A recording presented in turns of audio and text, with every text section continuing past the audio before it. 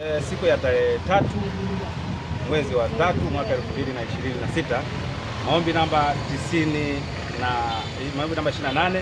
9922 ya mwaka 2026 kati ya Tundu Antipas Lissu na wajibu maombi ambao wako watano, wakiwepo bodi ya wadhamini wa Chama cha Demokrasia na Maendeleo, katibu mkuu pamoja na Said Isa Mohamed na Ahmed Rashid Hamis na Maulida Anna Com, ambapo ni maombi yaliyofunguliwa na mwenyekiti wa chama kuomba kujumuika au kujumuishwa katika kesi ya msingi maarufu kama kesi ambayo inaitwa mali za chama. Katika maombi haya yalisikizwa tarehe iliyopita na wenzetu, kwa maana ya mjibu maombi namba 1 na mjibu maombi namba 2 ambaye ni Said Isa Mohamed, Ahmed Rashid Hamis na Maulida Anna Com walileta mapingamizi matatu, na tulipoanza kusikiliza wakatoa pingamizi moja, yakabaki mawili. Pingamizi la kwanza ni kwamba wanasema mwenyekiti hana miguu ya kusimamia, kwa maana locus standi ya kuomba kujumuishwa katika kesi ya msingi. Na pingamizi lao la pili walisema kwamba hati ya kiapo ina kasoro za kisheria, kwa sababu mwenyekiti hajaonyesha chanzo cha taarifa za kila ambacho ameweza kukiandika kwenye hati ya kiapo. Na tulisikilizwa. Baada ya kusikilizwa, leo uamuzi umetoka, ni kwamba mapingamizi yote mawili yametupiliwa mbali na kesi au maombi hayo yamepangwa tarehe 6 saa 3 asubuhi siku ya Ijumaa kwa ajili ya kusikilizwa, na mahakama itatoa uamuzi aidha ajumuishwe kwenye kesi ya msingi au asijumuishwe. Hicho ndio leo hapa mahakamani.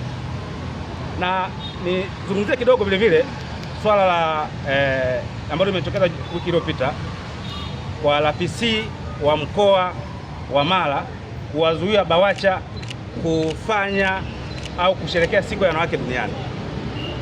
Itakumbuka kwamba mwaka jana mwezi wa 6 tarehe 10 Mahakama Kuu ilitoa amri mbili.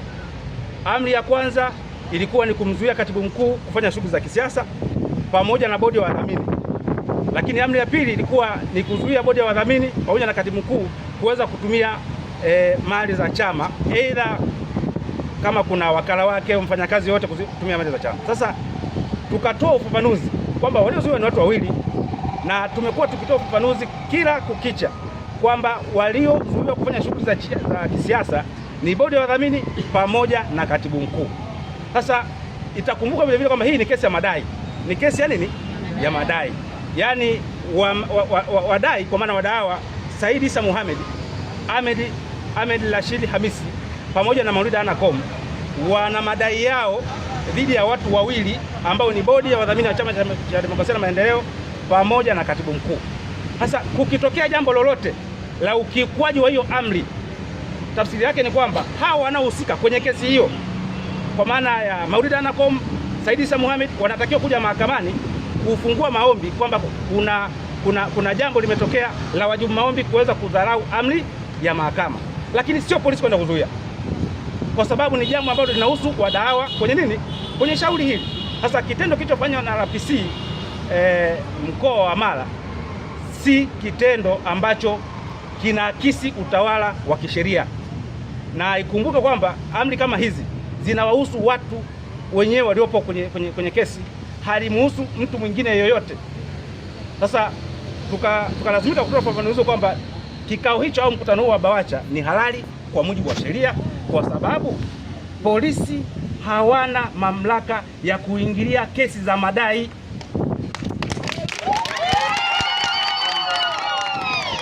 Na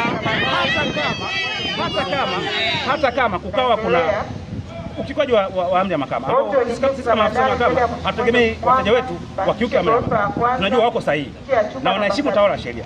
Kama kukawa na jambo hilo la ukiukaji wa amri ya mahakama, hatua stahiki ni kuwashtaki kama walivyofanya mara ya kwanza. Makamu mwenyekiti alishtakiwa hapa mahakamani, alishtakiwa katibu mkuu hapa mahakamani, alishtakiwa alienda hapa mahakamani, Gervas Lienda alishtakiwa Blenda hapa mahakamani, na kesi kaisha, na ndio taratibu ya kisheria. Lakini sio polisi kwenda kuwasaidia watu watatu nyuma, jambo ambalo si sahihi kabisa kisheria. Kwa hiyo ieleweke hivyo, na ndio maana tumekuwa tukizungumza mara nyingi kwamba kuna mambo ambayo kila taasisi inatakiwa kufanya kazi kwa mujibu wa sheria. Nafikiri nimeeleweka kwenye hilo.